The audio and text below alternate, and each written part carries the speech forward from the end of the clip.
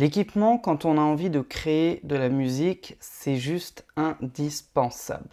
Et du coup, quand on démarre, quand on se lance dans le métier de producteur, dans le métier d'artiste professionnel, on a envie d'avoir la qualité de son la plus optimale qui soit. Et du coup, la grande question qui se pose au démarrage, c'est comment bien s'équiper quand on débute. Et je précise bien quand on débute, parce que plus vous allez avancer dans votre développement, plus vous allez avoir envie, besoin et la nécessité d'avoir un matériel de plus en plus développé, de plus en plus cher, de plus en plus professionnel entre guillemets. Mais quand on démarre, il y a énormément de choses dont vous n'avez pas besoin et la grosse erreur que je vois chez énormément d'artistes ou de producteurs au démarrage, eh bien, c'est d'utiliser par exemple un micro à 3000 € avec une carte son à 300 €. C'est comme si vous mettiez le moteur d'une Ferrari dans la carrosserie d'une Twingo. Ça n'a strictement aucun intérêt. Vous allez cramer vos pneus, vous allez cramer votre châssis, ça ne marchera pas. Et bien dans l'équipement home studio pour commencer à travailler sur sa création musicale, c'est exactement la même chose. Il ne faut pas mettre la charrue avant les bœufs, il faut s'équilibrer par rapport à son budget, par rapport à ses besoins et par rapport à ses objectifs. Donc au démarrage, ce que je préconise, c'est d'avoir tout d'abord et avant toute chose, un bon outil informatique. Peu importe que vous soyez sur PC, sur Mac, que vous ayez un ordinateur très puissant ou pas trop puissant, peu importe, franchement, on s'en fout. Ce qui compte, c'est que vous ayez un outil informatique et que cet outil informatique-là vous permette de faire de la musique. Ça veut dire quoi? Ça veut dire qu'il doit être suffisamment puissant, suffisamment bon, qu'il ait suffisamment d'espace disque et de mémoire vive pour vous permettre de créer de la musique sereinement sans avoir une latence de 50 secondes entre le moment où vous tapez sur un clavier et le moment où la note ressort, sans que ça rame constamment, sans que ça bug constamment, sans que ça saute toutes les 4 minutes et que vous perdiez la moitié de vos créations de cette manière. D'ailleurs, petite parenthèse, quand vous faites de la musique, sauvegardez toutes les 5 minutes. En tout cas, c'est ce que je fais et ça m'a bien aidé quand mes ordis m'ont fait faux bon. Je ferme la petite parenthèse. Donc, premier élément, un ordinateur. Je vous préconiserai toujours d'avoir un Mac. Pourquoi? Parce que le Mac a un système d'exploitation beaucoup plus stable que le PC. En fait, les PC ne sont pas des mauvais ordinateurs. Ce qu'il y a de moins bon dans les PC, c'est que la plupart du temps, quand vous les achetez dans le commerce, ce sont des éditions familiales, des éditions grand public de Windows et elles sont bourrées de bugs. Quand vous achetez des PC avec des éditions professionnelles de Windows et donc des PC de qualité professionnelle, ça marche tout aussi bien qu'un Mac. Mais on va dire qu'un ordi dans le commerce va peut-être coûter entre 300 et 800 € en format familial. Si vous achetez un PC de marque équivalente en qualité pro avec un système d'exploitation pro, vous n'allez pas être entre 300 et 800, mais plutôt entre 500, 600 et 1000, 1002. Donc au final, avoir un Mac n'est pas plus cher que d'avoir un bon PC en qualité pro. C'est bien sûr plus cher que d'avoir un PC basique, bas de gamme, avec une édition familiale que n'importe qui peut avoir. Mais quand vous comparez un Mac avec un PC de qualité professionnelle, qui a un système d'exploitation de qualité professionnelle, franchement, en termes de coût, on s'y retrouve à peu près à 10 ou 15% près. Donc je vous recommanderai toujours des Macs parce que j'ai été pendant 8 ans sur PC et puis depuis à peu près 10-12 ans sur Mac et il n'y a vraiment pas photo. Alors les éléments auxquels faire attention quand vous allez choisir votre matériel informatique, ça va être la mémoire vive. La mémoire vive, c'est ce qui va permettre au processeur d'être capable de traiter une multitude de tâches, d'informations qui sont lourdes entre guillemets, qui demandent énormément d'énergie. Plus vous allez avoir une grosse mémoire vive, donc ce qu'on appelle la RAM, plus votre ordinateur va être capable de traiter des données rapidement. Et quand on fait de la musique et qu'on a 18 pistes entre guillemets à lire en même temps, eh bien ça demande une mémoire vive assez importante forcément. Donc la mémoire vive minimum pour moi aujourd'hui pour faire de la musique sur un bon ordinateur, c'est 8 Go de RAM. En dessous de 8 Go, ça va être très compliqué. Je préconise d'avoir au moins 16, mais le strict minimum syndical, c'est 8 Go de RAM. Ensuite, il va vous falloir justement un bon processeur. Un bon processeur, aujourd'hui, je pense que pratiquement tous les ordinateurs en sont bien équipés. C'est pas comme il y a 10 ans où, limite, quand vous aviez un dual-core, vous vous étiez ruiné, vous aviez payé je sais pas combien, et encore, il y avait quelques bugs système par moment. Aujourd'hui, la plupart des processeurs sont plutôt bons. Je pense qu'il faut que votre processeur tourne au minimum à 2 GHz. 2 GHz, c'est je pense le minimum en termes de puissance de processeur, et la mémoire disque va être également importante parce que si vous avez un ordinateur et qu'il y a, je sais pas moi par exemple 500 Go de mémoire dessus, il faut savoir que rien que votre système de base va peut-être occuper 100 à 150 Go, et puis dès que vous allez commencer à installer des plugins, des VST, vous allez peut-être atteindre les 350 Go minimum, et dès que vous allez commencer à faire du son, vos sessions vont rapidement saturer la mémoire, et quand vous avez une mémoire saturée, même si vous avez un bon processeur et une bonne mémoire vive, eh bien l'ordinateur va ramer. Donc il faut vraiment garder un équilibre entre mémoire vive, processeur et j'allais dire quoi, mémoire vive, processeur et espace disque disponible. Donc je préconise d'avoir un processeur d'au moins 2 GHz, une mémoire vive d'au moins 8 Go, et je préconise d'avoir au moins 1 Tera d'espace disque. Et si vous n'avez pas 1 Tera, d'avoir au minimum 500 Go sur votre disque dur et de ne travailler que avec un disque dur externe de 500 Go à côté pour votre musique, ce qui permet de jamais avoir la mémoire de votre ordinateur qui soit en saturation. Une fois que vous avez choisi votre ordinateur, vous avez la base pour travailler. Mais un ordinateur sans ce qu'on appelle un séquenceur ne vous servira à rien pour créer de la musique. Au mieux, vous irez sur Internet, vous ferez du texte, vous regarderez des films, des séries, des vidéos YouTube sur la chaîne Producteur à succès, pourquoi pas la formation PIS, mais vous n'irez pas plus loin que ça. Si vous voulez pouvoir créer de la musique via votre ordinateur, il va vous falloir ce qu'on appelle un séquenceur. Dans la prochaine vidéo, je vous détaille 5 séquenceurs parmi les principaux qui couvrent plus de 95% du marché aujourd'hui des séquenceurs, et je vous donne les avantages et les inconvénients des uns et des autres pour vous aider à pourquoi pas orienter votre décision. Un séquenceur, c'est un logiciel qui va vous permettre tout simplement de créer, d'éditer et d'exporter de la musique. C'est pas plus compliqué que ça. Vous avez besoin d'écrire un texte, vous avez besoin d'un logiciel de traitement de texte, vous voulez créer de la musique, vous avez besoin d'un séquenceur. Donc les différents séquenceurs dont on va parler dans la prochaine vidéo, ça va être Ableton, ça va être Steinberg Cubase, ça va être Logic Pro de Apple, puisque ça a été racheté par Apple, ça va être Reason, et un petit dernier qui est un ancien pour moi qui s'appelle FL Studio, qui s'appelait anciennement Fruity Loops pour les plus anciens, et qui est un séquenceur juste génialissime pour la création d'instrus. Vous verrez que le séquenceur vous permet de créer la musique, c'est vrai, il vous permet également de créer des prises de voix, de faire du mixage, de faire de l'edit, c'est-à-dire de retravailler vos morceaux directement à partir de vos pistes, et il peut également vous permettre de faire du mastering pour les plus courageux d'entre vous.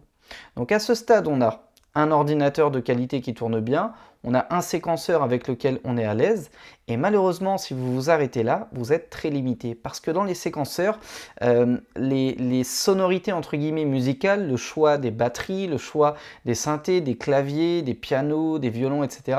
est extrêmement limité. Vous n'avez que la bibliothèque interne du séquenceur quand il y en a une, et forcément, si vous voulez avoir un son actuel, il va falloir que vous alliez chercher ce qu'on appelle des VST, des instruments virtuels. Les instruments virtuels vont vous permettre de simuler des sonorités, donc soit de synthé, soit d'instruments organiques, de batterie, etc., etc. On a un ordi, on a un séquenceur, on a des VST, on a des drums, donc des batteries, des éléments pour créer de la musique.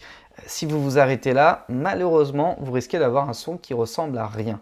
Parce que si vous travaillez sur les enceintes de votre ordinateur, qu'ils soient fixes ou portables, vous allez avoir plus de la moitié des fréquences d'instruments que vous n'entendrez pas, donc que vous ne pourrez pas travailler. Il va donc vous falloir soit un casque, soit ce qu'on appelle un monitoring, très couramment des enceintes, une paire d'enceintes qui va vous permettre de capter un son.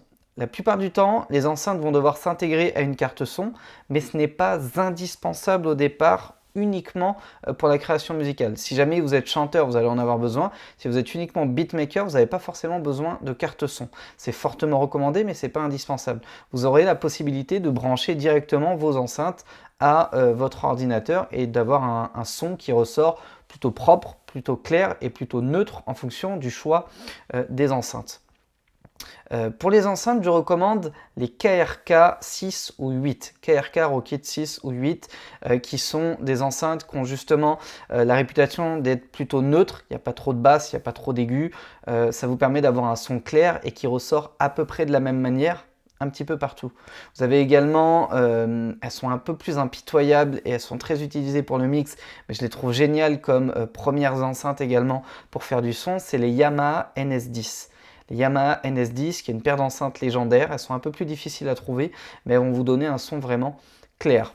Et puis, dans l'équivalence des KRK, vous avez beaucoup d'autres paires d'enceintes, notamment les Fostex, les PM05 Active, qui sont une bonne paire d'enceintes, qui permet également d'avoir un son plutôt neutre, quoiqu'elles ont un peu plus de grave, mais ça reste raisonnable. En tout cas, peu importe la paire d'enceintes que vous allez utiliser, il vous en faut et c'est indispensable. Il va vous falloir également un casque. Pourquoi un casque? Parce que en fonction de là où vous êtes, vous ne pourrez peut-être pas faire péter le son au niveau des enceintes et ça ne doit pas être une raison pour ne pas faire de musique. Donc un casque va vous permettre de vous isoler, de créer, de faire pourquoi pas de la recherche mélodique ou autre sans déranger votre entourage familial, maison, voisin ou autre. Mais ça va être très important de toujours retravailler vos sons créés au casque avec les enceintes parce que ça ne ressort pas du tout de la même manière quand on est au casque et quand on est aux enceintes. Le casque que je recommande, c'est un Beyer Dynamic DT770. Alors il coûte assez cher, c'est vrai, vous avez plein de casques à moins de 50 balles, celui-ci coûte à peu près 150 €, mais il est tellement bon, tellement précis et tellement confortable aux oreilles que je ne peux que vous le recommander. Alors si jamais vous êtes déjà en train de prendre des notes sur les références que je donne, etc., no stress, je vous ai mis un petit document sous la vidéo qui vous liste un petit peu les configs idéales type pour démarrer et je vous ai mis également des liens vers Amazon ou Thomann ou autre, je ne sais pas encore, hein, je vais faire ça juste après pour vous renvoyer vers les meilleures offres que j'ai pu trouver si jamais vous souhaitez acquérir ce matériel. Donc à ce stade, pour récap, on a un ordinateur qui tient la route, on a un séquenceur, on a des VST, des drum kits, donc de quoi faire de la musique, on a des enceintes pour écouter ce qu'on fait, on a un casque au besoin si jamais on doit s'isoler, mais clairement, à moins que vous n'ayez envie de créer vos mélodies au clic, à la souris, il va vous falloir un truc qui s'appelle le clavier maître. Un clavier maître, c'est quoi? C'est un clavier, donc ça a vraiment la forme d'un clavier, c'est plat. Ça a plusieurs nombres de touches. Vous en avez en 25 touches, en 49 touches, en 61 touches, en 88 touches.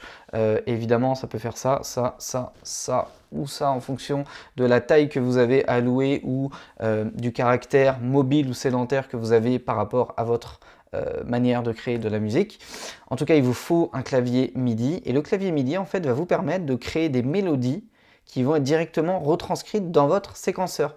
Donc au lieu de mettre à la souris la la la, vous allez pouvoir le jouer au clavier la la la et ça va apparaître directement sur votre séquenceur. Et le clavier maître, l'avantage qu'il a, c'est qu'il va pouvoir contrôler absolument toutes les pistes de votre séquenceur. Si vous jouez du piano, si vous programmez un piano en VST, il va jouer du piano. Vous passez sur la piste où vous avez programmé un violon, vous allez jouer sur le clavier et c'est le violon qui va jouer. Donc c'est pas comme un synthé où on a des instruments prédéfinis dedans. Le clavier maître n'a absolument aucun son dedans. Il va simplement vous aider à jouer des mélodies dont le son va ressortir directement dans votre séquenceur à partir de vos VST. Ça, c'est très important de le noter. Et vous avez également de manière optionnelle, ça c'est pas indispensable pour démarrer, mais ça peut être très confortable, surtout pour les beatmakers, ce qu'on va appeler une MPC, une drum machine. Aujourd'hui, ce que je recommande en termes de drum machine, c'est Machine Studio, M-A-S-H-I-N-E, parce que la qualité des pads est juste exceptionnelle et ça donne énormément de possibilités en termes de construction, de patterns rythmiques, de batterie, de choses comme ça. Alors je reviens juste 10 petites secondes sur Le clavier maître, il y a une marque que j'aime beaucoup pour le clavier maître, c'est la marque M-Audio, le Keystation 61 ES que j'aime beaucoup. J'aime bien Akai aussi, qui a un mini clavier en 25 touches qui est plutôt bien et plutôt sympa, surtout quand on se déplace, pardon, et c'est vraiment bas en termes de prix. Franchement, le clavier maître, c'est pas ça qui va vous ruiner. Faut compter entre, je dirais, 50 et 120, 150 euros pour un très bon clavier maître. Inutile de mettre 500 balles dedans. Voilà, vous prenez vraiment du M-Audio, du Akai, je crois qu'il y a une autre marque qui est sortie là il n'y a pas très très longtemps, qui est relativement bonne également en termes de rapport qualité-prix. Bref, il y a de quoi faire.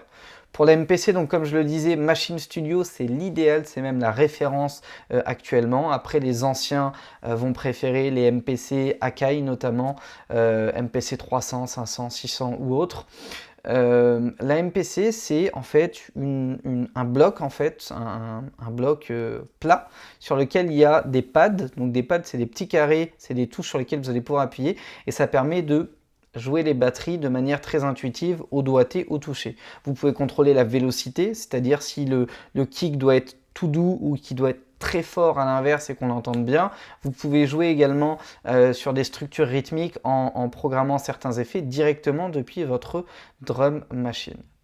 Et avec ça, déjà, vous avez largement de quoi démarrer quand vous êtes beatmaker.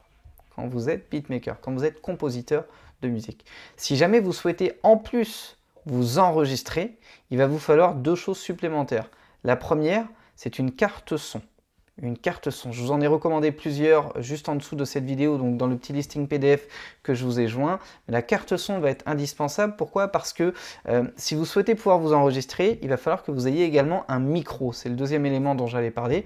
Et le micro, pour la plupart, ne se branche pas en USB. Il va se brancher soit pour les micros les plus particuliers en jack, soit en ce qu'on appelle XLR 3 broches. Et ça, va falloir l'intégrer à une interface audio externe qui, elle, va être connectée, pourquoi pas en USB, en Firewire ou autre, peu importe le port, directement dans l'ordinateur. Donc du coup, il vous faut une carte son, des plus basiques. Inutile d'aller chercher une carte son à 3000 balles, ça n'a vraiment aucun intérêt. Une carte son basique, moins de 500 euros, ça fait parfaitement l'affaire. Et un micro de bonne qualité également, ça peut être un Neumann, le TLM 103 qui coûte 7 à 800 euros aujourd'hui, ça peut être le TLM 100, je sais plus combien, je crois que c'est 107 ou 109 qui est beaucoup moins cher, qui doit être autour de 300 euros. Vous avez des Shure, vous avez des Akai aussi, vous avez des AKG, vous avez des bonnes, bref, il y a plein de marques de micros qui ont une qualité relativement bonne, à tester encore une fois, qui va vous permettre de vous enregistrer sans vous ruiner, d'avoir une carte son qui traite suffisamment bien le signal, qui le convertit suffisamment bien pour que la qualité soit bonne de l'autre côté une fois dans votre séquenceur, et avec un PC, un clavier maître, des enceintes, un séquenceur, des VST de qualité, donc j'ai dit le clavier maître, une MPC éventuellement, un casque, un micro, et votre carte son au centre de tout ça, vous avez largement de quoi produire un EP, un album, 10 albums, 1000 albums même si vous voulez, et d'avoir une qualité de prise de voix et de construction d'instrumental en qualité de son qui tiennent largement, très largement la route. Combien ça va coûter tout ça? Eh bien pour l'ordinateur, si vous partez sur un budget en moyenne de 1000 euros, c'est raisonnable, 1000, 1200 euros. Donc on est déjà à 1000 euros. Vous prenez un séquenceur qui va peut-être vous coûter 200, 300 euros. On va être à 1200, 1300 euros. Vous prenez des VST. Ça, malheureusement, je ne vais pas pouvoir l'évaluer parce que ça dépend d'énormément de choses. Il y en a qui coûtent 3000 euros le pack, il y en a qui coûtent 30 euros. Allez, on va dire qu'à 1500, on a un pack ordi, séquenceur et un minimum de VST. Pour les drum kits, on en parle un petit peu plus loin dans ce module, mais vous aurez la solution de Splice à 7 euros par mois pour avoir accès à absolument tous les drum kits possibles et imaginables qui existent à travers le monde. On va dire les 1500, 1600 à ce stade. Vous y rajoutez un clavier maître pour 150 euros. On va être à 1750. On va prendre en plus une paire d'enceintes. Une paire d'enceintes, ça va peut-être vous coûter allez, 300 euros la paire. On va être à 2050, 2100 on va dire. Allez, 2100, 2150. Vous rajoutez à ça un petit peu de connectique, on va être à 2200. Vous ajoutez un micro, allez, on va partir sur un micro à 300 euros. On va être à, je sais plus, j'ai perdu le fil, 2002, 2003. On va être grosso modo à 2005.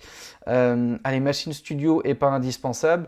Vous rajoutez une carte son peut-être à 300 euros, on va être à 2008. Allez, à moins de 3000 euros, vous avez tout le matériel nécessaire pour créer de la musique, pour vous enregistrer et donc pour sortir de chez vous des maquettes, de la matière première qui va pouvoir être exploitée, qui va pouvoir vous permettre de démarrer un travail de développement, de visibilité dont on parlera dès les prochains modules pour moins de 3000 euros. Est-ce que c'est difficile? Je ne pense pas. Est-ce que c'est inaccessible? Absolument pas. La plupart du temps, les artistes, les producteurs, des gens comme moi ça a été mon cas, on travaille à côté avant de pouvoir s'équiper. Et si vous économisez ne serait-ce que 300 euros par mois pendant un an, au bout d'un an, vous avez tout le matériel nécessaire pour commencer à vous développer et commencer à produire la matière première qui vous rapportera certainement au centuple ce que vous aurez investi dans votre matériel. Je vous laisse encore une fois un PDF sous cette vidéo qui vous propose, vous suggère beaucoup de matériel que j'ai pu tester, que j'ai même encore aujourd'hui moi-même dans mon studio et qui est de qualité et qui vraiment, je les recommande, va vous permettre de bien travailler. Vous pouvez aussi choisir autre chose, ne pas du tout m'écouter. Vraiment, chacun est libre de faire comme il veut. En tout cas, pour s'équiper, pour bien démarrer, tout ce qu'on a listé aujourd'hui est juste indispensable. À vous de jouer.